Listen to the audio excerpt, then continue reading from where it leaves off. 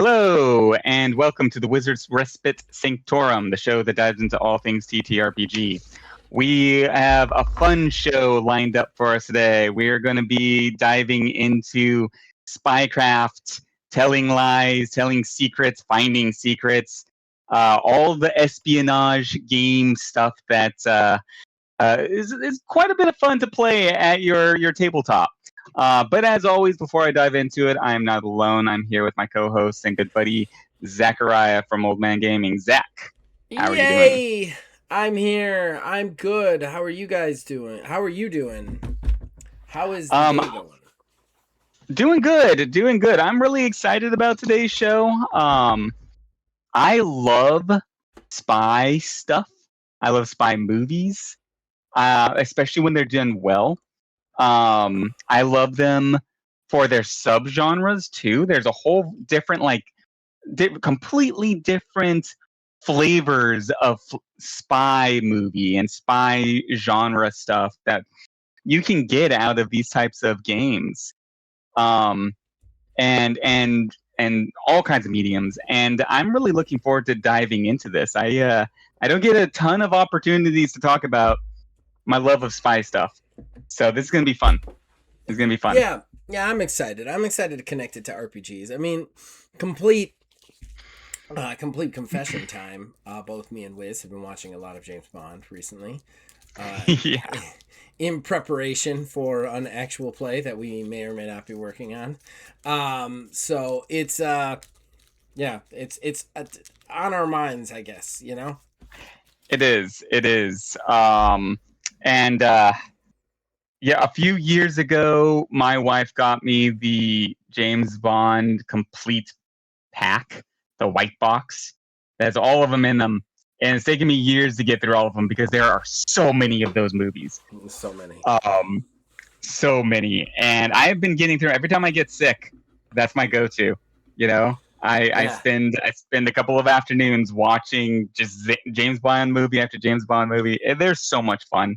they are. Um, and I really meant what I said. Like they can be a lot of fun at the game table, and there's so many different ways to make an espionage game, and subgenres of espionage as fiction that can be turned into games. And I think it's gonna be a lot of fun to dive into this. Yeah, this will be a hard topic for me in some ways because I don't think I've ever successfully played a spy game. Like at a table. Really? Like, yeah, like I played one once. We played one session. It was rough. And then we never played it again. And then I've tried a couple of times, but they've never really gone well. Um, Especially because, so, and I don't know if I'm putting the cart before the storm on our topic, our discussion today. I didn't know how freeform you wanted to be, but like, Let's just roll with it. I often have players improvise. Like when a player improvises in a situation that in a different type of genre game, it's fine. It's no big deal. When they improvise in weird ways in a spy game, it can completely and totally ruin everything. Like there was a character. I had a spy game where I had like a team of spies going after one spy, and like the whole thing was going to be like, you catch the spy, and then he's constantly trying to get away, but he's also trying to convince you that he's not the bad guy, and whether or not the spies are with him or not. You know what I mean? Um, Yeah. One of my players just decided to kneecap him. Like they just kneecapped him. They're like, he can't get away now. Like, and that it completely undermined the entirety of the game because they just shot him. And I was like, I can't stop them from shooting him. I can't stop them from doing this. It's a terrible thing that I did not think anybody would do, but yeah, like they're here to get this guy. They think he's a bad guy. Why wouldn't they? So they just kneecapped him so he couldn't get away. And then that was that. Like, so the game kind of like went sideways and there wasn't a whole lot to do with it. You know what I mean? Like improvisation in an espionage game, I feel like is a lot harder to deal with. I can see where you're coming from. And there is some tricky things, and there's so many complications that you can't account for. Mm-hmm.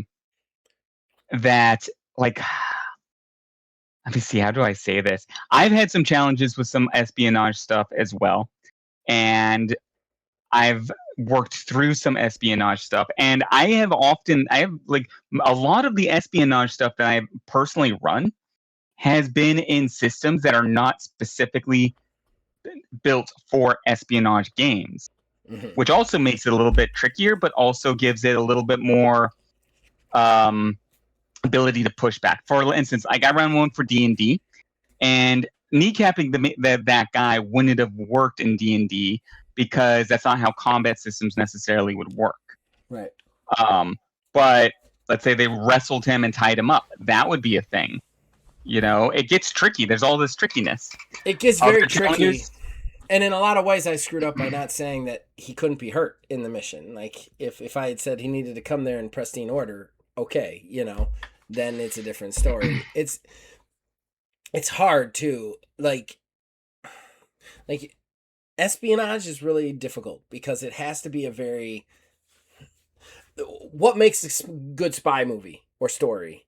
It's the precision of everything, right? It's the fact that like, oh, just this very specific thing is going to happen, and if this very specific thing happens, it sets forth this chain of things, and then one spy has to make this very. Even in the action, like it's always like crazy, like the first Mission Impossible where he blows up the helicopter and leaps to the bullet train, like that's what's cool about Spy is the thread of the needle, when it comes to the action or the storyline. Yeah. There's always a needle being threaded, like somewhere in there. And threading a needle in an RPG is extremely hard. Extremely hard to do, extremely hard to make that happen.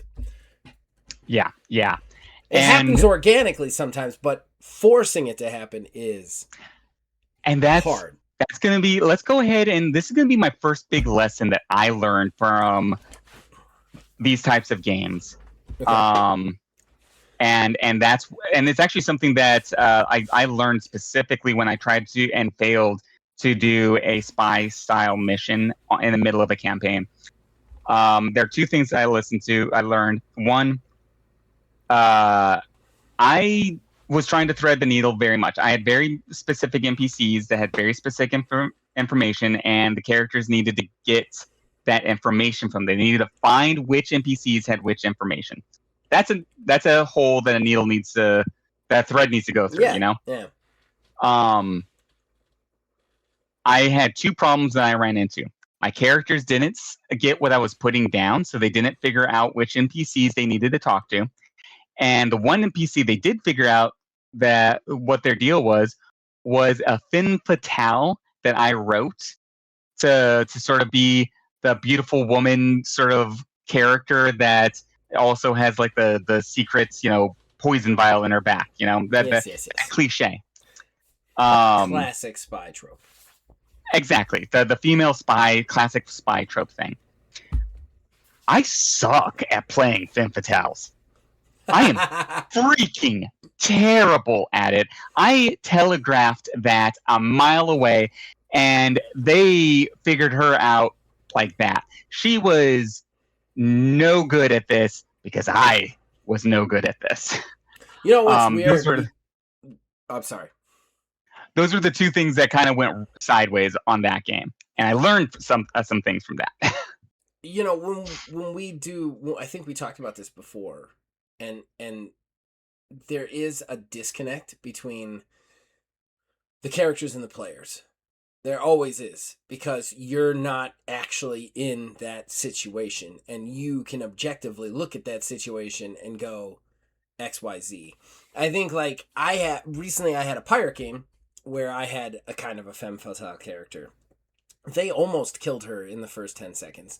And I don't think I'm bad at femme fatale characters. It's just they can objectively look at the character and how the character is talking and acting and know that that's what she is. Whereas the guy in the situation on the boat getting hit on probably wouldn't be able to see the forest for the trees, Like, and I think that right. That's one of those things that the spy thing gets real tricky on, because when you watch a spy movie, it's believable that they fall prey to the femme fatale because, oh, they're in that moment, they see what's going on, you know. But if you think about a player playing the character, you're seeing what happens. You're looking down on them. You know what I mean? Like you can see, exactly. like, hey, she's gonna stab you, man. Like, there's no way she isn't. Yeah. and then you can make your character do what you want them to. It's one of the problems with detective games, spy games, just in general, is the disconnect. Is that a player is not necessarily going to. I think it is the most possible for players to not necessarily play their characters exactly the way they would be in the situation, just because of what the situation is. Yeah, and that's some of the lessons that I have learned and taken away from that. Specifically, made me a better GM overall, I think, as well as, you know, specifically running sort of a very deceptive focused campaign or mission. Yeah, because that was a mission in a campaign. It wasn't the focus of the campaign. So it gave me some space to sit down, think about what I did wrong and how to fix it later. right. And one of the things that I learned was the players are going to throw 1,000 needles, and you need to throw 1,000 threads, and some of them are going to work and some of them aren't. So the way that I figured out how to do that for me is to set it up so that all you, as the GM, I know what the villains are all doing, what the NPCs are all doing, what they want, but I do not care how they get it. And when the players start to interact into this area, I lean heavy on improv.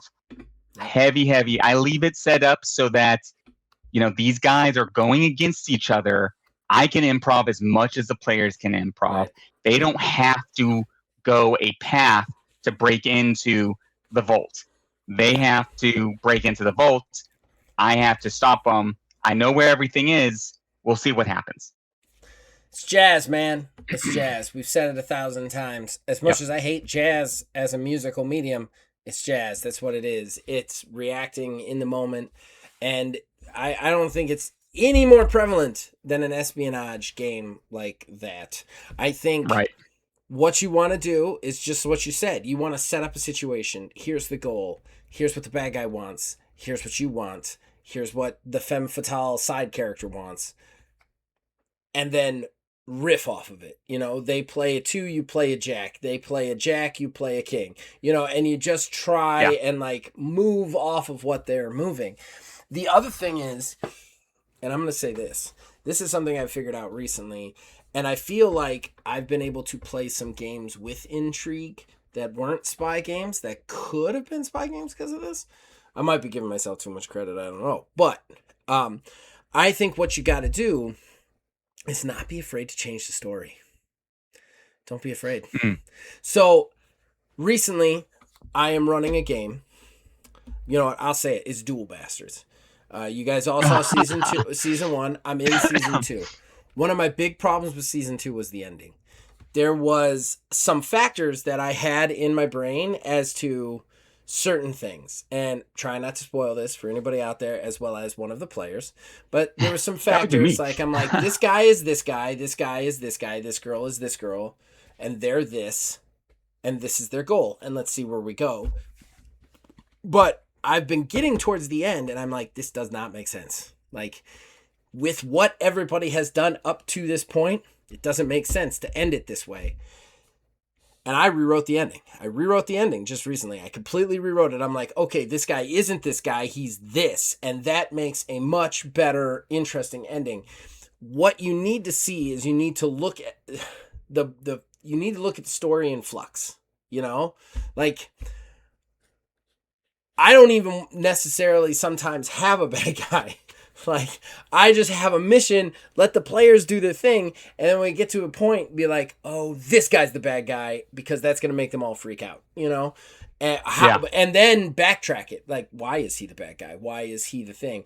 And then it makes it look like you were a genius and you had it planned the entire time when you're coming up with it in the 37th hour. Obviously, this is going to detract from your experience with Duel Masters and potentially Dan's if he listens to this before he play it. But the fact remains, the last 2, maybe 4 episodes of that season, I rewrote the ending. I rewrote the surprise twist because it just didn't make sense with what was happening beforehand.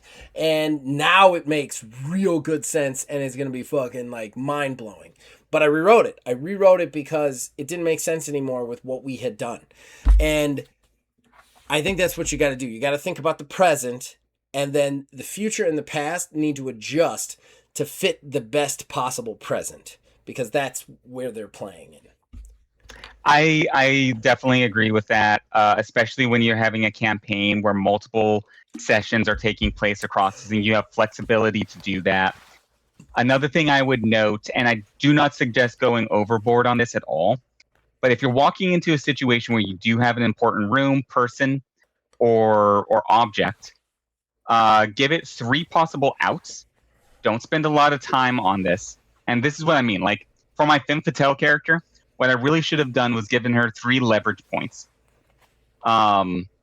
So she was lying to them about something. If they figured that out, she has 3 things to hold over them. She's only going to use one of them. I'm only going to be able to make one of them canon. Right. But I have in my tool bag 3 possible angles I could make canon in the moment, just as a backup. And right. So moving forward, when I did this again, it would have been something like she has a secret. She has a key to a special room that the villain has, or the vault, or the code to the vault. Right. Or she has information about something that the players don't even have on their radar yet. These are 3 points of information, 3 points of leverage that she has, and she can sort of lord over them to get what she wants out of them. Yeah. Wherever the players go, I have flexibility. Yeah. And when I write this into my notes, I don't spend more than 2 sentences on those things, maybe 3 if I'm really like creative, because 2 of them are going to get tossed into the trash can, and it's about improvisation and having something in your back pocket to pull on the last second. Yeah, it really is. It really is. The other thing is, sorry, go ahead. But that was pretty much, that's it. That's all. That's how I've made this type of character a little bit better later. Is, you know, I'm a little bit more prepared. It's not shoehorned into one thing that she wants, because that's what my first run with her was, and maybe it's like some one point of leverage that she can exchange with them. It was so much looser, so much more open-ended. She wanted something, and she was willing to trade for X, Y, or Z. You know, and I would determine which one it would be on the fly, depending on how the game rolled. You know, basically. Right. So the real interesting thing too, I mean, I think there's a couple of new places we could go with this. I really want to talk about like what systems we should potentially like look at, and then I would love to also talk about like how to put a game together to be like a certain thing, spy wise. Which way you want to go first? Let's go. We're still on the narrative flow. Let's go with like how to put a game together flow wise. Well, and that's something I really want to discuss with you, because that is something that has I've almost run spy games a couple of times, but like, how do you make it like? How do you do James Bond and have a team? Like, James Bond isn't a team. That's what's so cool about him. He's the Queen's blunt instrument. Like, he is everything he needs to be.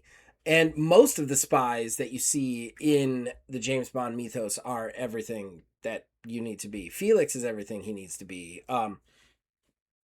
You know, they have their strengths and weaknesses, but they're usually like total packages by themselves. Right. I think that then you cut over to the other one, which is the Mission Impossible, which is almost like a heist movie, where like you got the guy with the computers, and you got the guy with the faces, and you got the guy with the explosives, and then you got a guy who drives, and you got another guy who does weird stunts. You know, like, so like, I think that it's really tough because like narratively trying to make a Bond game. right? And I feel like you're kind of doing this right now. So like it's a difficult prospect when it comes to like how do you make everybody the leading character, you know? So this is actually my approach with the spy game that I'm putting together right now. Again, not going too dark heavy into spoilers, and I really can't go too heavy into spoilers right now, actually, because of what I just said, improvisation. Um, I am setting it up so I feel like the players can go in either James Bond or Mission Impossible way. And however they interact with each other and the setting will organically lead in that direction. And the way that I'm doing it is for the James Bond. If you really wanted to focus in on the James Bond aspect, and I've thought about this, if players go in this direction, this is probably how it's going to roll. This is what the players would do in order for it to be more of a James Bond solo guy kind of thing. They are not on the same side. They may have aligned interests at most, and they may have misaligned interests, and they may be against each other. 100% of adversarial. So excited. Um, But rival spies, basically, is what rival spies, and maybe they if they work together, it's because they have a common goal, but that doesn't mean their interests are in line either. right. So if let's say they're both going for a secret that needs to be uncovered, maybe they both want that secret, but maybe they also kind of, if everybody's got that secret, maybe it's not as valuable. Right. So they're going against each other a little bit. I'm not saying that they have to, and I'm not saying that that's the world that it's going to go in, but if the players start fighting for that secret, amongst each other, that's the way it's going to roll, and that's how you make them each a James Bond kind of guy. Now, James Bond is often captured by the bad guy and held over a tank of sharks. Something So along he's not invincible, and neither of my players are going to be invincible. They're all going to have their strengths. They're all going to have their weaknesses. So they're going to have to figure their own shit out. I really like that. I also think that you've captured in that one of the core ideals of espionage and detective stuff as a genre is the who do you trust? Who's lying? Yes. Who do you trust? And like you've captured that in a way that I think a lot of other people would be afraid to do, which is making the players not trust each other. Like right off the bat, like they're not going to trust each other. I'm not like I won't trust anything the other two fucking say. Like it's not going to happen. I think that like that's a really cool nor would your player. Your character wouldn't do that either. If your character's a spy, they wouldn't walk in there trusting this other guy. Yeah. No, not He's at a all. Spy. He knows better than that. I think it'll be interesting for us to even figure out each other. Like you put us in a position where I could literally potentially kill one of them without even knowing that they're like a spy.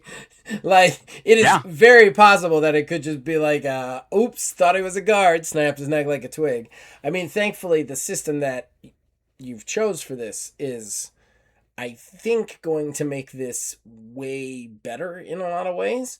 But yeah, I think the Mission Impossible thing is cool. And I think that a lot of people, a lot of players, and a lot of systems divulge into this. Spycraft was like this. I don't know if Spycraft's still around, but it was the D20 spy game. It was back, I want to say it was back in the early aughts. It was a cool book.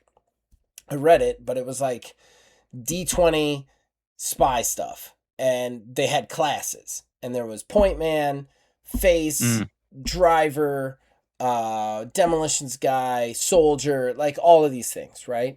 So you classed into that and you ended up being like that specific role. Yeah. It's cool. It's cool in kind of like thought process, but no matter how cool you make the computer stuff, like unless you really give them some like near wizard powers, like it's not as cool as the guy doing the fist fight on the top of the moving train, while it's on fire, And I think that like that's one of the tricky things. And I'm not saying you can't do that. I'm a big proponent of, if the guy's playing the computer stuff, he has to have just as much content for him as the guy on top of the train that's burning in a fist fight. You know, they have to have the same content. It's just, I find it hard for any player to be looking at the guy having the fist fight on top of the train and going, I kind of want to do that, you know? And so you end up having like 5-point men. Right. Like, Yeah. so with that game, the one spy game I played, since we're on this, was Spycraft. I wrote a short story for my character, who was an ex-KGB officer who had gone kind of freelance after a mission went bad right out of his like training. And his name was Boris Zaitsev, and he was incredibly, like, he was a face guy. Like, he was incredibly good at pretending to be other people and doing different accents and stuff like that. So I had this whole action sequence that I wrote, and like some backstory about his dad being proud of him in Russia and him deciding to leave because he found out that the person who had like killed somebody close to him was actually a person who was a Russian agent, and like all sorts of stuff. And I gave that to my game master. He was really excited about it. He loved it. He was like, this is amazing. But then we get into the mission, and I am the only utility character. Like, we had like soldier, point man, soldier, driver. The driver had nothing to do in the mission. Like, he just sat in the helicopter waiting. Right. I was the point. I ended up weirdly becoming the point man because I was the only guy who could do the face stuff. So I had to sneak around a bunch of places. I ended up blowing myself up to try and complete the mission. It didn't go well. The soldier and the point man, I felt like, were tripping over each other the entire time. It's just tricky with that, you know? Like, I feel like having a group for the Mission Impossible, because I like what you said. I like the rival spy thing. If I was going to run a spy game, that's the way I'd run it. It's just, if somebody wanted me to do like a Mission Impossible thing, I'd be like, all right, here's the thing though, which one of you wants to be at the apartment, you know, watching the security system? Because I will make plenty of stuff for you, but it's never going to be as exciting as, you know, Ethan Hunt on the side of the fucking plane. You know, it's never going to be as exciting as that, no matter how good it is, you know? Right. So, that's a really good point. And so, there's a couple of things that I really want to dive into with that, actually.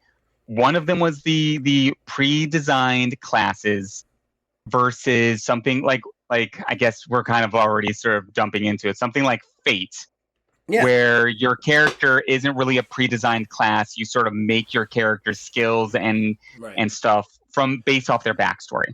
Like, not to go into the alert for everybody out hard. there. We are doing Fate Core for this actual play that we're working on. It is obviously a spy game, which is why we're even having this discussion in the first place. Little teaser. If it never comes out, don't blame us. But I think Fate Core is perfect for this shit because you can do that. You can make this like kind of like narrative character that's not necessarily beholden to one thing or another. Right, exactly. Now, there are some tricky things that you do have to watch a little bit, too, because it's very easy. Your backstory and your character, Fate is very explicit when they say this. Your characters in Fate have to be interesting people doing interesting things. My book literally has that line written down. They have to have something interesting going on about them to build their skill sets off of, because that's how you make your characters. You build the skill sets off of their characters' history and stuff and their backstory. It's very organic in that way. But that also means that you could end up with a very tight boxed player that you have to think about. For instance, we have another character who is playing a tech guy. So I need to make sure that when we finish out his character, he's going to be the tech guy. That is his central theme. He's going to be that tech spy. That's what he wants to play, and I love it, and I want him to do that. He's going to be needing a few more skills outside of tech in order to make this work. So we're going to make sure that we have to have at least few other things. But one of the things that generally that I'm going to have to keep in mind when I have a tech character versus like a point man or a more of a vehicle based character or a straight up Black Ops assassin guy.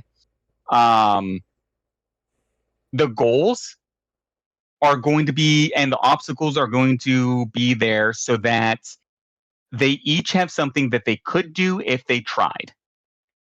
And that's it. That is it. What they do and what they try is up to them.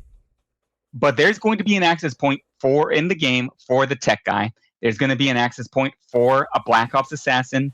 There's going to be an access point for a face. They're all going to have like something that's going to get them to the ultimate goal. Well, and what's really interesting about Fate, in my opinion, is you can do almost anything with anything. Like, from how that system is designed. And like I said, I've only made one character.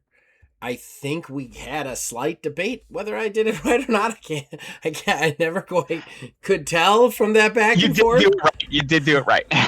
But the thing is like, you take a tech guy, right? He's got gadgets, and like the way Fate works is you leverage a skill or you leverage an aspect to do things, to make those dice rolls. Well, okay, I'm in a fist fight. I'm the blunt object. My character is a very straightforward, punchy McShooty sort of character. Like, he's got a little bit of charm, and he's definitely going to punch and shoot his way out of most things. The tech character isn't, but in a punch situation, he could have gadgets aplenty. And one of the cool things about Fate is you don't necessarily have to spell out everything that you have on you. And correct me if I am wrong, because I'm still new to this system. But like, tech guy could be like, here's what I want to do. Like, this guy's coming at me. Well, I'm going to pull out this gadget that he may never have talked about and throw it at him, and it's a zappy stun gadget. And that's what he's rolling to like do that with. So like, depending on how you decide to fight, you could leverage that skill to do the fight, you know? True. It could be. So equipment is something, and I was going to go into, this is actually a pretty good time. Equipment is something that you can leverage and can give your players through the course of a campaign. Oh, they end up being like aspects, don't they? They're very similar, yeah. I gotcha. They work slightly differently. And what I was actually going to do with this campaign, and I this is not a spoiler, I was actually going to talk to everybody pretty soon about it. And I'm not 100% done with this. I'm still working on this, so this is still work in progress. But my initial idea is that the characters are going to have a certain number of starting equipment. One item is going to be something that is always theirs. It's their personal item. And they can choose whatever that is. All the other three items is going to be something that is given to them by their MI6 handler guy, you know? Q. It's going to be Q. Fucking Q, baby. Fucking Q, man! Stable of the system. And you can select one, each one of these things can be three things, either a weapon, a gadget, or a vehicle. And in addition to that, an item can only do one thing, or you could take fewer items and make that one item do two things or more than one thing. No, so cool. If you have the watch that shoots a laser, that's the one thing it does. Or it's also, a radar system, a LiDAR system. So then you only have two items because your watch does two things. I see. I got you. And so that's one of the things when we start finishing out aspects and skills with the tech character. He's going to need to have something that can be at least a little bit of a combat skill or something. Right. And, But still, you saw where I was going with it. Like, he could be more tech-oriented and leverage his tech-based skills to win fights while I'm just punchy McPunchy. Or here's something. He could hack into the computer system of the building and have the fire alarms go off right before this guy comes to attack him, and then the entire room floods with people fleeing for their lives, and now he can make his grand escape. Cool tech move. cool tech bro spy move, you know? Yeah. Um, I did want to ask you a question. It's slight digression, and it's about Fate Core. And I'm sorry everybody who's just listening to this at this point, because this is just a player asking a game master. But so how does Fate Core handle like impromptu like pickups and weapons? So like let's say I'm in a big, like I'm empty-handed and I'm fighting two guys and they each have AK-47s, and like I manage to like knock one out and pick up his AK-47. How does that work in the game? Is it cinematic, or do I get an aspect temporarily while I have the AK-47? So anytime you can try to roll anything, whether you have an aspect or not. If you have an aspect with firearms, you'll be able to roll that aspect to a certain degree. If you have an aspect with firearms, but you're like an expert marksman with handguns, and you pick up an AK-47, which is not a handgun, you're not going to be able to use that skill with handguns. But you can still use your aspect to increase your roll's probability of success, because you at least know weapons. You're an expert at least one type of weapon. Yeah. If you have no weapon training whatsoever, you're just rolling straight. You're just taking a chance.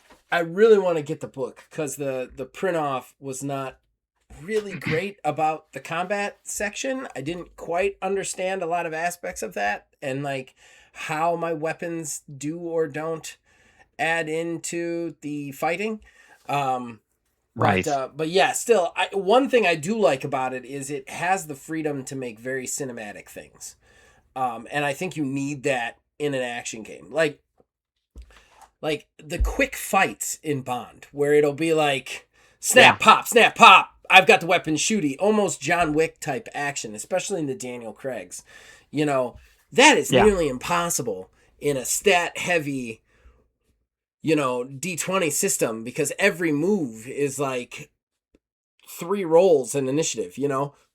Whereas with Fate, I could be like, we're in a room, and again, correct me if I'm wrong, I'm up against this guy, he comes at me with a punch, I can be like, here's what I'm going to do. I'm going to block the punch, I'm going to move his hand back, I'm going to snap my forearm into his face, and then I'm going to hurl him over my shoulder, and that's all one roll. You know, but you're doing the same amount of damage, but like it's all one roll to keep it cinematic. Am I correct on that? You could definitely roll Fate that way 100% without any problems. Fate is very cool. It's a little looser. You could also set it up where like you're getting, and this is, as a GM, you're gonna have to work with your players on this. You could set it up where maybe somebody is a martial arts expert, and that is his aspect, and from that aspect you get various skills. And so maybe the skill would be like giving certain conditions to your enemy, like you stun them, or you knock them down, or you flip them over, and that would add, you know, to your aspect roll as well as your skill roll to your final roll. That would lower his starting roll, right? Exactly. Like if he's knocked down or whatever. Exactly. And that would be like a condition that you could leave on that guy, like a consequence, essentially. That is worked on him. I love the idea that the game is very improv. Like I can say something to you, this is what I want to do, and the answer isn't going to be like, the system doesn't allow that, here's how this works. Right. The answer is going to be like, okay, this is what you're going to roll for, and this is what the outcome will be if you hit, you know? And I think that, like, I love that about this game. Like, I'm not going to lie. I love Fate already. I haven't even played it. Like, just reading it, I was like, why have I never played this game before? Like, this is, like, right up my alley. Like, there's so many things that I've tried to do in RPGs that I'm like, this just doesn't work. It would work in Fate, you know? And, like, leaning into the yes and no but improv rule, freaking hard as hell. Like, you have to do that. That is a hard rule. Yeah. And like what you were just saying, let's say somebody really wants to do something that's outlandish and impossible. They want to jump from a first-story building, a first-story ground floor, all the way up to a third-story window. You can't just no human being can possibly do that. Right. But maybe if they roll really well and they have a couple of skills that are in like gymnastics or something, they jump off of a car onto a nearby like balcony. From there, they swing up around and then land, you know, pirouette style on the top only way floor. It happens is if while it's happening, goes on. 100%. Because when that specific part of that song happens, James Bond can literally do anything. I've noticed that. Like, oh man, This is the cue for a reality yes, bending. yeah, we're done. We're done with reality. Bond's gonna do some shit, and we're all gonna be okay with that. Bow out, like the minute the bow out, I'm like, here we go. What's he gonna do? Let's get into that outlandish shit but that's what we're here for. Yeah. I'm very excited about the game. That's why, like, I mean, we did kind of like dive into Fate pretty hard here, but that's what Fate I think is going to end up working really well for the spy system. I've been having so much fun with that on the channel. Weirdly enough, what's that? I went back. Okay, so just for anybody who didn't listen to the first like 10, 11 episodes, this podcast was actually just a review show. Like, right. I don't know if Wiz even remembers this, but the first like few episodes was just we pick a game and we talk about said game for 40 straight minutes. And that was fun, but we ran out of games 10 games in. And it was like, let's do news, let's do this. I think that like we never did Fate during any of that, I don't think. That's true. We did a lot of games. I don't think we ever did Fate, which is kind of interesting. We could go back to that one day and look at it. I think we should too. Yeah. Especially after we played it, yeah. Another thing I wanted to a couple of things I really wanted to point out there that I'm really working on here is, so let's say the players get together, like in this game, and you guys do want to be the Mission Impossible A-team group. Okay. You guys are all walking in with very different characters, different aspects. I can make that work because I've already set up a building, mission, an infiltration site, a villain list that works with a lot of variety. So now all of a sudden you guys try to do something I have in my back pocket. Okay, that's not going to work because you need to go up the elevator and the elevator's working. If only you had a tech guy that could get the elevator unlocked. Oh, wait, there's a tech guy. Right, but how is he going to get over to the USB port to plug in his computer? Wish he had a face that could just schmooze his way on over there. Oh, look, there's the face guy. Or otherwise, the tech guy is going in there and he's like, okay, I need to stealth up there. Maybe I use my gadget to distract the guy, and now I can plug my USB in, and now I can get into the elevator. So it doesn't have to be locked into one way or the other. I got multiple options for whatever rolls that way. Which is what I'm going to say. Multiple options. Yes, and roll with the punches. Don't be dedicated to jack shit in this type of game. Do not have dedication. You know your bad guy. That's it. That's all you know. No, you know where your bad guy is. You know what he wants. And that's it. Everything else is to the wind. Yeah. I would say this. I'd be trying to set up set pieces like nobody's business. That would be my thing. I would be like, if I was writing a spy game, it would be like, here's the bad guy. Here's the ridiculous place that this scene is going to go on. And then let's see if I can't make that crazy. I think the one spy game I game mastered, it happened in like a ski club with a gondola. So like there could be a gondola fight at the end. Like, that's how I roll on this. That's so easy to do. There's a ski. You don't have to write crazy anything for that. It's at a ski resort with a gondola. Yeah. Figure it out in the moment when people start doing stuff. You don't have to write anything. Just make sure a bad guy gets on the gondola and you're good. I do want to say, completely off note, First Light, I have played that video game. How dare you guys have a gondola in there and not have a giant fight scene on it? It is my biggest. If I had known that was the way it was, it would have been in my review of that video game on the video game side. There's a huge, awesome gondola. I'm like, oh, this is going to be sweet. You just ride in it. I'm like, fuck you. This should be exploding. You should have to get on top and like get on the chain. Like, what are we doing here, man? Yeah, that was literally the scene in Moonraker.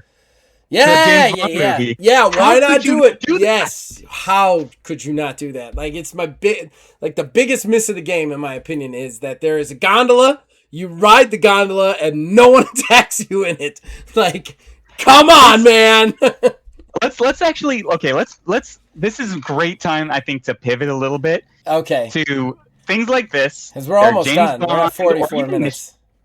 Are we really? Yeah. Okay. We've been talking for a while. Let's Let me ask you then, just real quick. James Okay. Bond movies. You love set pieces. What's your Mhm. favorite set piece from a spy movie?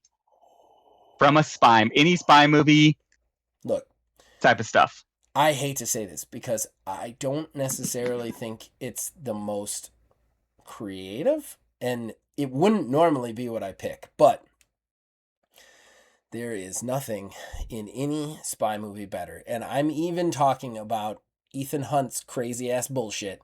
There's nothing in any spy movie better than the tank chase scene in Goldeneye. I'm sorry, nothing beats it. Nothing beats it at all. The lead up to it, the bad guys kidnap the girl, they start driving off, and then you just see that wall and it explodes and a full tank comes through it. And guess what sound happens when it comes through the wall? Ba-na-na! I'm like, this is fucking awesome. And then he has a whole chase scene on that tank just like sliding around. I remember watching that in theater with my dad, and my dad going, "Oh my god, the roads!" Like just that kind of stuff, just destroying buildings. The tank chase scene in Goldeneye is the best by far, and I hate to say that because I would say that there's more creative and certainly scenes that are more dangerous stunt wise. Tom Cruise. But like, it's the tank scene. The tank scene is perfect. It is perfect piece of American cinema. Oh, I'm sorry. It's a perfect piece of British cinema. I will. I'm so glad that we're going to go down this area. That right there. That is a beautiful moment in that scene. That's probably my favorite moment in the scene. And there's a lot of good things in that scene, in that movie, Goldeneye. Goldeneye is one of my favorite James Bond movies. Hot Definitely. take, best Bond movie of all time in my opinion. I mean, I'd be hard pressed to argue with you on that one. It is definitely one of the top tier marks, and Bronson is definitely one of the top tier Bonds. That was his best performance, I think, was in Goldeneye. But I think that had more to do with the director than with Bronson. But anyways, the non-movie review. The fight scene in the end between him and Bean, and where he's like, "For England, James, no, for me," and drops him. Like, I'm like, that movie gives me chills. Alan Cumming as the evil hacker, Boris, nails it. Start to finish, the whole Valentino scene, the weird cameo from Minnie Driver, badly singing "Stand By Your Man." Like, that movie is just perfect. It's perfect. It's absolutely perfect. I would not change a single frame of that film. Even the opening, where he drives the motorcycle to catch the plane to like, and my wife, we were watching it recently, and my wife's like, is he gonna drive off and catch that and fly it? I'm like, wait for it. And she's like, what do you mean wait for it? And then it started. I'm like, if that's happening, he can do whatever he wants, period.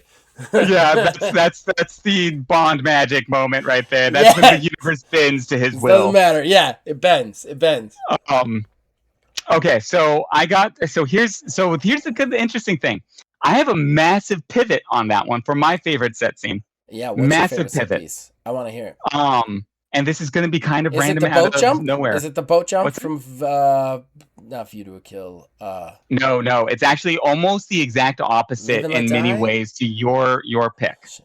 There's a boat jump in one of the Roger Moores that's like still to this day the longest boat jump that has ever taken place. It's like Live and Let Die. It's either Live and Let Die or Spy Who Loved Me, something like that. He does this like boat jump that's like over 100 feet, and nobody's ever matched it. So that's why I thought you were going to say it. This is actually one of the things that I like about Bond movies. It's actually not a high octane scene. Okay. It was in, I believe it was The Spy Who Loved Me, Roger Moore, and I can't remember the female spy's name, and Jaws are in a sort of a ruins, and there's all these pillars around, and they're sort of walking back, and there's this huge tension between them. Like, you're seeing like this moment, like the camera angles are coming in. It's like almost a showdown, and they're very intense, and they're very like ready to draw, but not quite yet kind of moment. Like they need to like figure out the whole landscape of what they're dealing with because there's all these pillars blocking their line of sight. So if they move too quick, they're dead. If they accidentally step into something, and there's this huge tension for a moment. This stood out to me for a couple of reasons, and something that I really love about the Bond movies is one, the preceding Bond movies leading up to this missed this mark for a couple of movies. And so when it came in, it just struck me as such a beautiful scene. Mm-hmm. But these set pieces that some of these movies have are just gorgeous. They're almost surreal. Mm-hmm. They have this otherworldly like spy thing that pushes you into this sort of elevated kind of like tension. Yeah. Like in GoldenEye, the finale that you're just talking about with James Bond, he was hanging over a giant secret satellite dish, Mm-hmm. Mm-hmm. and all you look at is this secret giant satellite dish below him, and they're on this pillar, and it's just such a surreal moment. And Yeah. there are multiple climax scenes throughout the James Bond series where it's like the setting, it just makes it just almost magical. We're running out of time, but you just touched on something we never touched on that I think every spy movie absolutely needs, and likewise a spy game, and that is location, location, location. One of the things that is really cool about Bond movies and Mission Impossible movies and just about any spy movie out there is there always have these crazy locations, these crazy locales for their scenes, like a train in Moscow or a boat ride in Hong Kong, or you know what I mean. There's always such crazy stuff. Or the motorcycle chase scene in Tomorrow Never Dies. Yeah. Insane. Yeah. Like I think there's but those don't work if there isn't a scene. You even look at the more grounded Casino Royale one. He has that whole crazy ass foot chase through Africa, and then the embassy, and there's so much good location set pieces. And I will say the video game captured that multiple times. Like you'll go to a place and you're just like, wow. Like I think one of the levels is a ship graveyard that this pirate guy has made into a city, which is just really cool to play around in. And then another one is this like wellness clinic in Vietnam, which is really cool to play around in. I think that like you have those set pieces there, and the game does a really good job of showing you that. And you need to do that in RPGs. You need to be like, look at this thing without saying, look at this thing, Yeah. And that's tricky, but I think that's one of the things that will, and if you do it right, give you and your players an opportunity, and definitely tell your players it's okay to experiment. Yeah. Because a lot of players can sometimes not really know what they can get away with or what they can really do. But if you make a set piece, tell them to play with that set piece. Like if I put my guys in a room full of pillars, use the angles, man. That's what they're there for. Yeah. Put you on a gondola, climb on top of the gondola. Yeah, exactly. Exactly. You better climb on the top of it. You better want know that you fantasy. have to climb on top of the dog. Like the people shouldn't even just be doing stuff they wouldn't never do, but like they should be doing stuff they never do in places they would never do it. Exactly. Yeah. I agree. All right, so we've been running man. We gotta wrap this up. We gotta wrap it up. Yeah. I could talk about this all day, to be honest. Yeah, with you, so could I. I love spy movies. Well, your set piece was very interesting. I gotta give you that. One last question: Mission Impossible or Bond for you? That is such a hard one. Every question like that is so hard for me because it's like, well, what about each of those do I go with? Right now, I'm probably gonna have to go with Bond. I have watched so many Bond movies, and as much as I do love the Mission Impossible movies. I'm not anti-Mission Impossible at all. I love them, but it's like the entire there's 7 Mission Impossible movies, right? If you watch all of them, I think so. There's 32, 34, 40 something Bond movies. I have to count them up again. Yeah. Everything that's done in those Mission Impossible movies could also be equated. I won't say they're copying each other at all, but I'd say they could be equated with something from one of the Bond movies. There's just so many. I would argue that if you if you put Mission Impossible in front of me and you made me choose between, like, Bond, definitely that's the right choice. But like, if you put Mission Impossible in front of me and you were like, you can watch all the Mission Impossible movies or all the movies from this certain actor or all the movies from this certain actor, it would depend on the movies. Like, I would rather watch Mission Impossible movies than like most of the Roger Moore and probably all of the Sean Connery. So like that's a hot take. I'm not a huge Sean Connery guy. So like, we need to do a part 2 to this one. We have to do a part 2 to this one. I know it's a hot take. Like, my Bonds are Brosnan, Dalton, Craig. Like that. Those are my 3 dudes that I absolutely love as Bonds. Yeah, 2 of those dudes might get you in a bar fight if you walk into the wrong bar. I know. Dalton is underrated, man.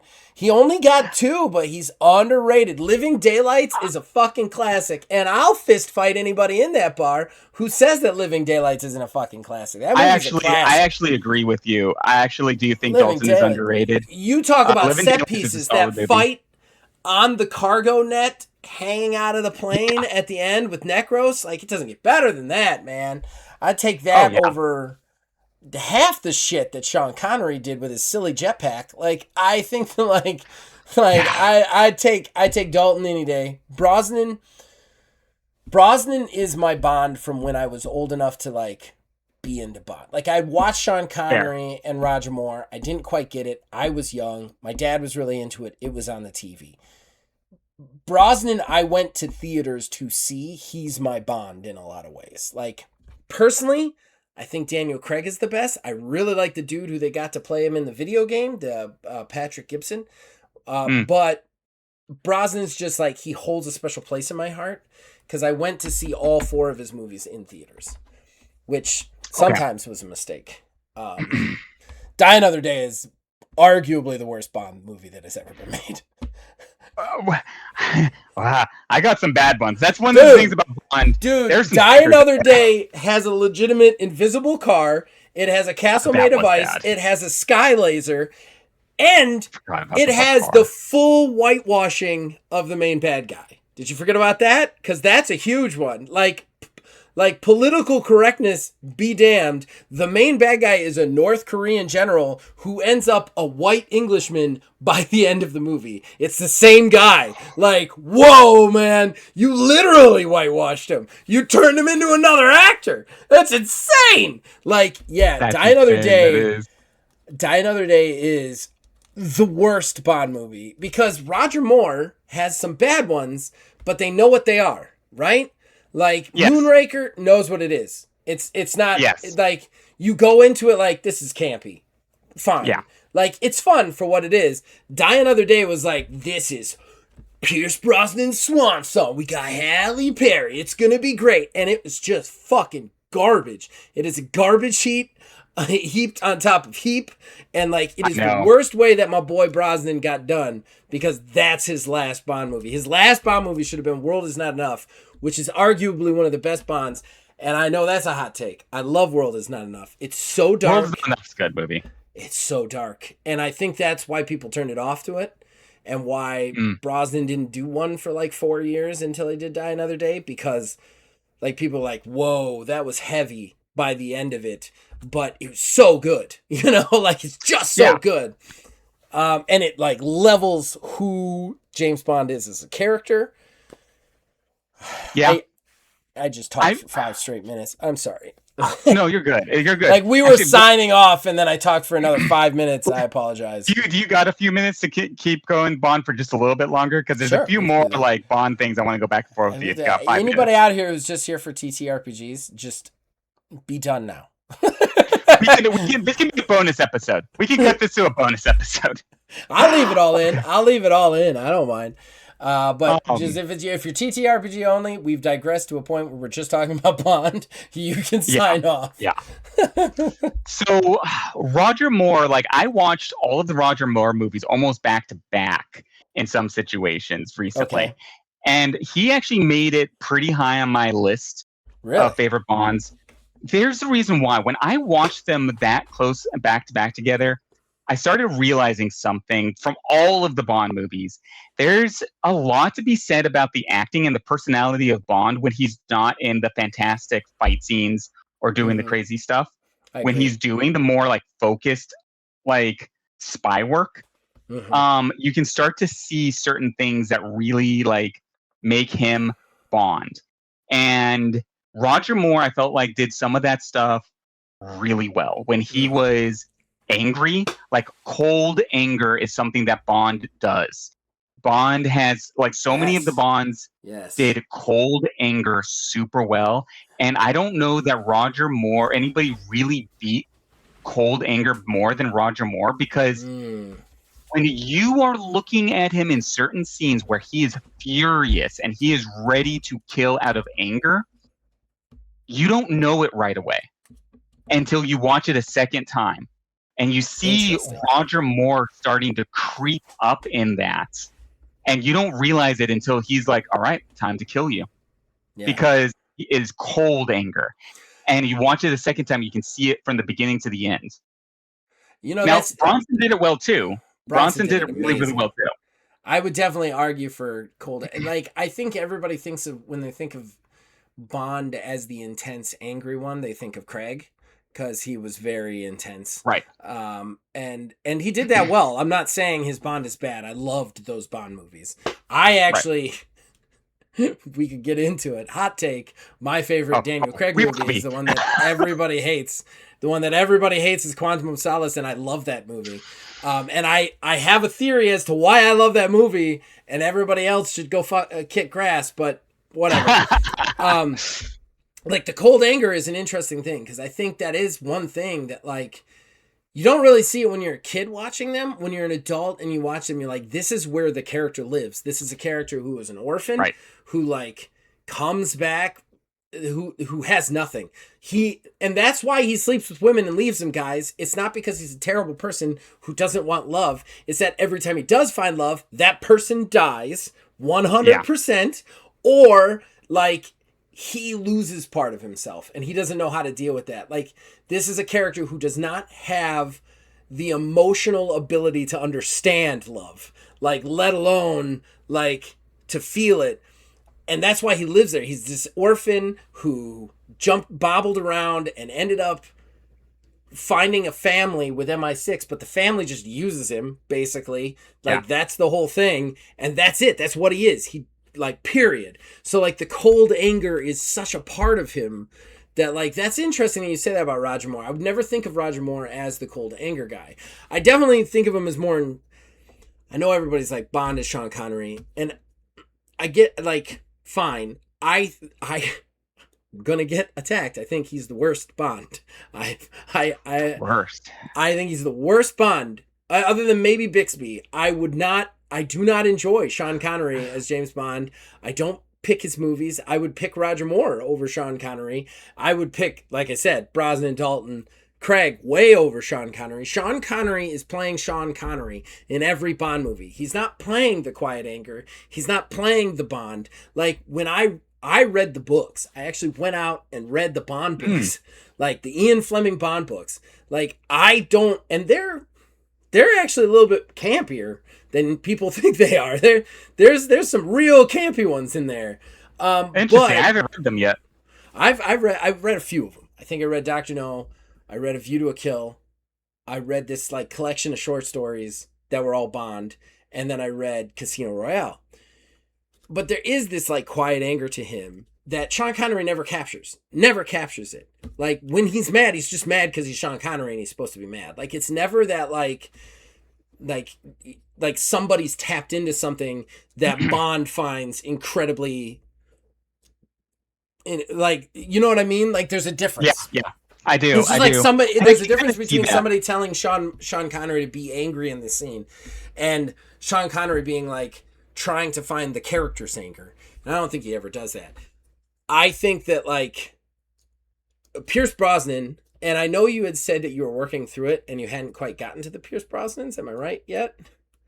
I haven't finished it. I haven't done the bad one, the last one.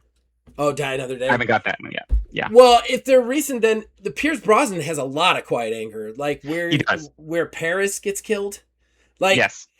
what's crazy about that is I've recently watched Tomorrow Never Dies because I didn't like it because my dad didn't like it, and then I kind of felt like that was like poisoned, like he had poisoned my view of it a little bit. So I really was excited to watch it again, and I actually really enjoyed it this time around, like just going into it with fresh eyes. That being said, there is this scene where like Paris dies, Terry Hatcher's character. Yeah. Yeah. And she's already dead when he gets in the hotel room, and they're going to frame him for it. And there's this evil doctor who is doofy. Like, he's doofy as hell. Like, and everything he says is very obviously meant to be a funny joke. Like, he's like, torture is a hobby, blah, blah, blah, blah, blah. She struggled. Like, it's almost like a Roger Moore type character. And Pierce Brosnan never breaks. Like, you could just see every time they cut to Pierce Brosnan, he's like, I'm going to fucking kill this guy. Like, there's never, he never smiles. There's never a part of him that is like falling into the doofiness. There's no special comments. And then when he does kill the guy like begs for his life and just goes, I'm just a man doing a job. And he's like, me too. And shoots him in the fucking head. And I was like, that's perfect. And I didn't even remember that from the original. Like, World Is Not Enough, where he kills Electra King, like when she's like, oh yeah, that's the darkest part. I think that's one of the darkest parts in any Bond movie ever, is he's had this weird relationship with her the entire time. You realize that she's the bad guy. She starts torturing him, and then he gets away. He gets the better of her. He's got a gun on her, and he's like, don't do it. I'll kill you. And she's going to call the bad guy to warn him that Bond got away. And she's like, you won't kill me. You're a hero. And he's like, I have a license to kill. I'll use it. And then she just starts laughing at him and puts the gun to her head, and he shoots her in the fucking head. Just right in the head. And like, you're like, oh, damn. And like, that's the quiet, like, I completely agree with that. That definitely makes me want to go back and watch the Roger Moores again. Like, the only Roger Moore I ever gave credence to was A View to a Kill, because Chris Walken and Grace Jones are the bad guys in it, and I have a real hard-on for both of those actors. So I would say go back and watch. My favorite Roger Moore is definitely The Spy Who Loved Me. Spy Loved Me. Okay. The namesake is because it's not that Spy is a KGB agent who, at the very beginning, very opening scene of the movie, Bond kills a spy, and it happens to be this later character's lover. And so there's this tension throughout the entire movie, from the very beginning all the way to the end, when she like figures it out very early on, and there's this tension always there. But also, they're also know that they're kind of in the business. You can't really hate each other because you're just doing your job, and sometimes people die. So Spy Who Loved Me. Spy Who Loved Me would be your favorite Roger Moore. Like, if I am to go back and watch a Roger Moore, if I am to go back and watch a Roger Moore to see what you have spoken of, Spy Who Loved Me is the one. I would say that's probably my favorite. I'd have to think a little bit if I wanted a better example of a scene from Roger Moore's era that was the Cold Rage thing. But there was just something about Roger Moore being able to do very small incremental changes in James Bond as an actor that showed me inside of James Bond's head while keeping him in the scene as a spy who's conning people or doing XYZ or whatever. That's interesting. And that's, and it does get campy. There's a lot of really campy things. There's so many campy. He turns the guy into a balloon with a gun that like inflates people somehow. Like, it's ridiculous. It's over the top.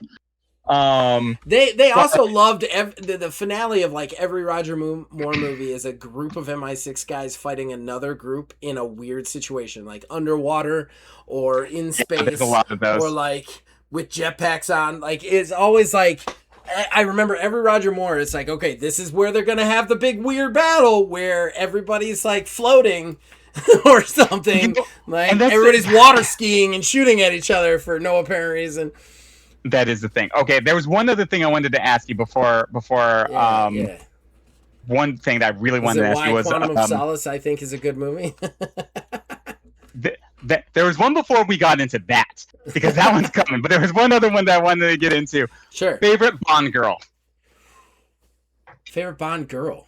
Bum bum bum bum. Bond girl. There's so many good ones. I know it's really hard to pick.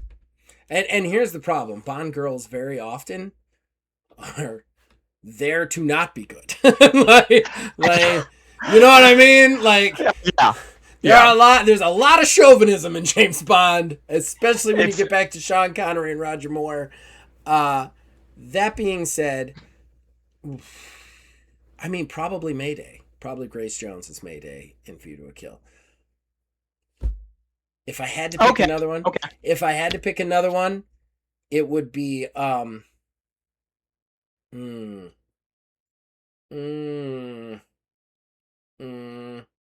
if I had to pick another one, it'd probably be Michelle Yeoh from Tomorrow Never Dies.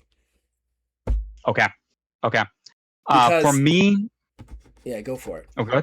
Do you want me to explain my choices? No, tell me. Yeah, let me hear why. Grace Jones. Fair. All right. Like, Grace Jones is beautiful. Like, I loved anything Grace Jones was in. Like, she was just so unique and, like, interesting. Yeah. And then she was, like, that whole movie, because Walken's the bad guy, but he's for some reason super blonde, and he's got Grace Jones, and they do stuff after karate sessions in the backyard. I'm like, this is villainy. Like, this is like, it was the first movie that I was like, I want to be the bad guy. I don't want to be the good guy. I want to be the bad guy who tries to kill him with an axe on a blimp. Like, if that's what, like, I get. And then Michelle Yeoh, she's Bond's equal through that entire movie.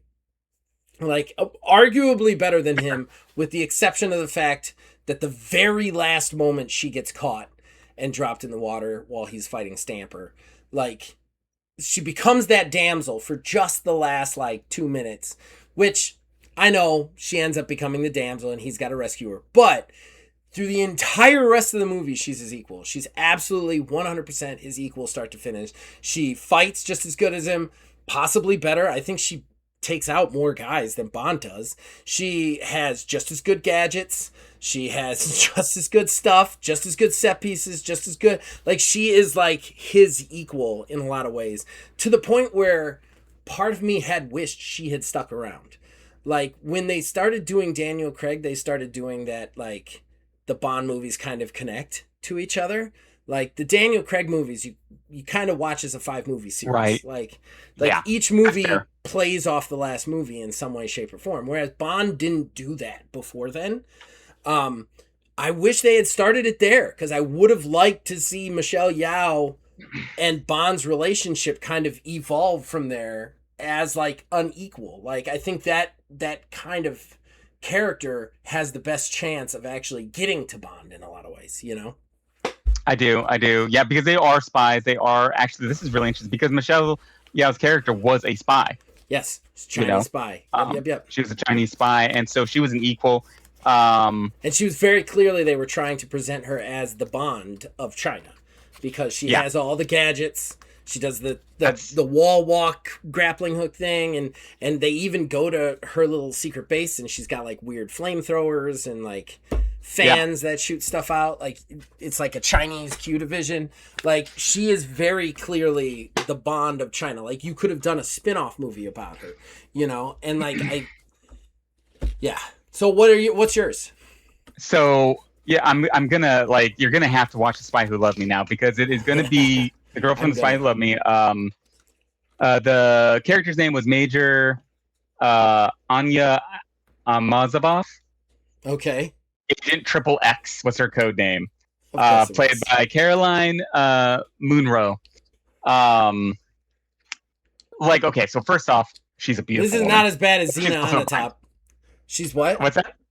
She's a beautiful woman. Okay, go ahead. But yeah, it's a James Bond movie, right? You know, but here's the thing with this one. She's also a special agent, and I think this is actually a theme that you and I are going to probably have here for our favorite Bond girls. Is they're Bond girls, but they're also, like, they're special agents. They're his equal. There's at the earlier part of the movie, they start to clock each other as agents, and they start to work against each other in that movie.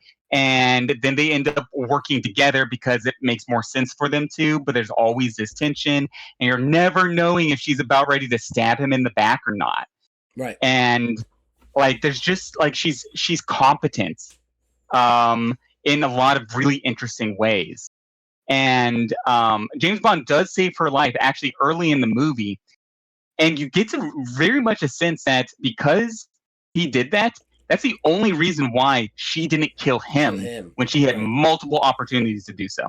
I gotta watch this movie. I think that's a really good choice, and I think we're on the same page. I think Bond loves the conquest. He likes to be with the ladies, obviously, but like the ladies that really speak to him, that get to him, are the ladies that put themselves in his position. Like Vesper from the Daniel Craig's, even her, she was a banker, but she was very obviously embroiled in all of this stuff, and she could understand where he's coming from. And those are the characters that get the most out of Bond, you know. Yeah, and Vesper, she was the one from Casino Royale, right? Yes. So she was actually going to be my second pick, actually. Really? Because she's also really smart. That dies. Actress, Spoiler was it Eva alert. Green? She died. Yes. Yeah. Which for was anybody who meaningful hasn't in the seen movie. that movie from 20 years ago, but yeah, but it was also meaningful in that movie. Like it counted to Bond. So and okay, that actress was really solid performance. This is gonna be the longest episode we've ever done. I know. So let me just say, here's where this is a perfect segue into my rant about Quantum of Solace. Okay, so the Daniel Craig movies go in this order: Casino Royale, Quantum of Solace, Skyfall, Spectre, No Time to Die. Right. Casino Royale is Bond's first mission. Bond gets into the casino. Vesper's with him the entire time. He falls in love with Vesper. Then you find out Vesper is actually a double agent working for Spectre or whatever that evil organization is. He ends up trying to get her back. She ends up drowning and drowning herself so that he won't drown trying to save her. And he comes out of that, right? And then you see him at the end. He gets Mr. White, and like the and you know that's how the movie ends. So everybody's biggest complaints about Quantum of Solace is it was knee jerk. There wasn't really a good plot to it. It was just kind of this like nothing was planned well, and it was kind of this like mishmash of ideas that none of them really panned out. That's why it makes sense, because the whole movie, the crux of the movie is James Bond can't stop killing people because he's so mad over Vesper. And that's like why I love it so much, is the movie is a physical embodiment of James Bond's dead girlfriend rampage, basically. It's like none of it really makes sense because he's just killing people until he gets to somebody that he can blame for Vesper. And like the entire movie is that he's just like, right off the bat, he's with Mr. White, and he's trying to figure out who did it, and then that kind of goes down, and then he's trying to, like, get to other people to figure it out, and kills a ton of people, to the point where Judi Dench's character in the movie is even like, you gotta stop killing people, James. Like, maybe ask him a question or two. Just stop stabbing everybody. And, like, he's just killing everyone, and he ends up on the plot of almost a different thing that's bad. His rampage just kind of takes him into this, and finally finishes with him getting somebody that like is, again, spoiler alert for like 15-year-old movie, but like he finally gets somebody, because the whole reason Vesper was stuck with this evil group was because she thought they had this boyfriend, but you find out that the boyfriend had always worked with them. And that was the whole point, was he gets in, he makes them fall in love with him, and then he ends up like pretending to be kidnapped by the evil guys so that they're stuck working indentured servitude, and Bond finds him, and Judy's like, kill this motherfucker and be done with it. That's why Quantum of Solace is so good, is it doesn't make sense because a rage rampage doesn't make sense. And like that's why I love Quantum of Solace, because it's just action set piece after action set piece of Bond just like, I'm gonna kill this guy now. Do I need to? I mean, he's a bad guy. I'm gonna kill him. Maybe he had something. Basically, the movie turns into Punisher. Like somebody had to do something with Vesper, so I'm gonna kill all these people until I find somebody to blame. What? That license is getting used. So you know what? I was about ready to give you shit about Quantum of Solace. I really was. But you actually just talked me into really wanting to give it a second viewing. And here's the big thing why. I think when I first saw it, it was so separated from Casino Royale in years that I didn't make those connections. And I really probably should have rewatched Casino Royale. But this is way back when, Blockbuster was a thing. Yeah. And so I just, I didn't have the movie. It was a little harder for me to do that kind of stuff. So I think I got the box set. I haven't reached the Craig era yet. I'm just about there. I might start that actually and give that a second viewing and really see it back to back like that. Like if you watch Casino Royale, then you watch Quantum of Solace makes sense. And I don't think people really gave it the credit for that. And there is some stupid stuff in there that could have been written better. Like there's a hotel, there's this super big hotel that's the most flammable hotel, but they built it in a desert, which is the hottest place in the world. Why would you do that? There's a couple of things that you're that doesn't why would you do that? But the overall goal of the movie is Bond is mad. The girl he was in love with died. These people did that or something. He has the ability to kill people. He's going to kill people. And that to me is why that movie's so good is it's literally a 2-hour journey. It's very personal. It's a 2-hour journey of Bond dealing with grief. And nobody thinks of Bond in that way. And I think that's why it missed the mark so much with most of the audiences is they were just expecting Bond to be Bond. Even intense Bond, they were just expecting Bond to be Bond. But it's very much not. It's Bond no, I loved her. I loved her and I have the ability to murder people who are bad. So I'm just going to kill people until I feel like I've killed somebody who matters enough to make it to balance the scales, and that's why it's a really cool fucking flick when you look at it that way. And I don't think anybody does. I'm gonna give it a second viewing. You've convinced me to give it a second viewing, man. Consider this day a success. Let's do this. Let's make a deal. I will watch Spy Who Loved Me. You watch Casino Royale, you watch Quantum of Solace. With that knowledge in mind, and then we'll reconvene at some point. I'm going to watch Quantum of Solace right after Casino Royale so I could get that perspective you're talking about. That's important. I will say when you watch 2 movies, that's not fair. No, I love these. It's not a hard sell. And when you watch Spy Who Loved Me, I will say give it, and I'm sure you would anyways, but give it the space for its time era. There are certain limitations, it's Roger Moore. Yeah. But look a little deeper into the performance, I'd say. I think you can definitely get some stuff out of it. Will do. All right, we've talked for an hour and 23 minutes. We have to end this podcast. And to anybody who stuck around through the 30 straight minutes of us just talking about James Bond, I appreciate you and I love you. Yes. Comment below. What's your favorite Bond? Do you like Bond more than Mission Impossible? Share it with us. We'll talk about it next time. Please do. All right. Before we get out of here, real quick, any things you want to shout out? Look, man, we talked about it so much. I cannot give a release date, but we are working on another actual play. Obviously, it's going to be a spy-based one in the Fate core system, and I'm very excited for it. So keep on the lookout for that. It probably won't be until, I would say probably September, October, but who knows? Who knows with us?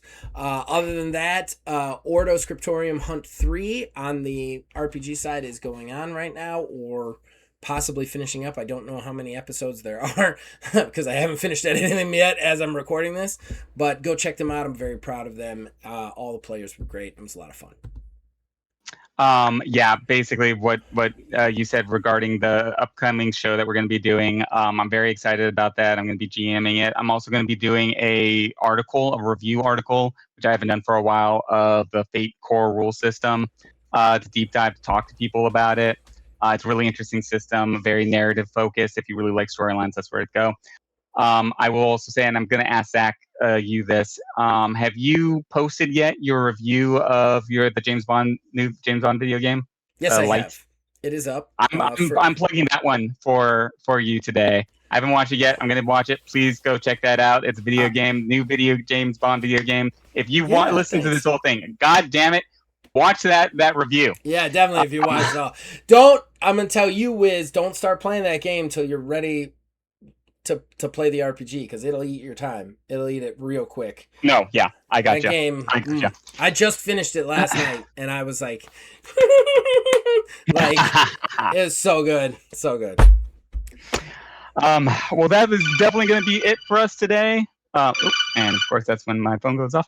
That's going to be it for us today. Everybody out there, thanks for listening, especially if you love James Bond and you sat through the whole thing. Until next time, everybody out there, keep rolling them dice.